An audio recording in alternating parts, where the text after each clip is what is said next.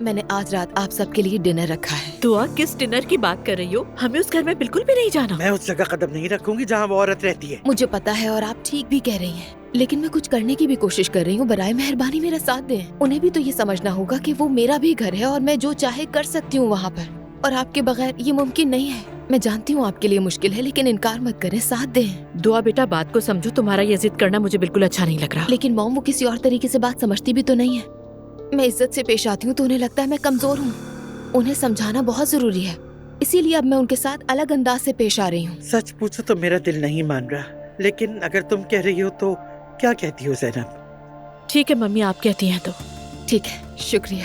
میں بابا کو بھی کہوں گی کہ وہ اپنی فیملی کے ساتھ آئیں۔ آج ہم اپنی شادی سیلیبریٹ کر رہے ہیں تو انہیں نظر انداز نہیں کرنا چاہتی۔ ٹھیک ہے دعا بیٹا، جتنے زیادہ لوگ ہوں گے اتنا ہی اچھا ہے۔ اس طرح میتے بھی آ جائے گا، سمل کو بتا دوں گی۔ ٹھیک ہے، بہت شکریہ۔ آپ ارطغرل صاحب کو بھی لا سکتی ہیں۔ دعا کیسی باتیں کر رہی ہو تم؟ ارطغرل کا وہاں پہ کیا کام؟ اس دن کی ذلت یاد نہیں کیا؟ ہم ویسے بھی ذلیل ہوں گے۔ ہم کیوں ذلیل ہوں گے؟ اگر کسی کو ذلیل ہونا چاہیے تو وہ مریم صاحبہ ہیں، اور اب ارطغرل صاحب اور آپ ایک ساتھ ہیں تو انہیں ساتھ لا سکتی ہیں۔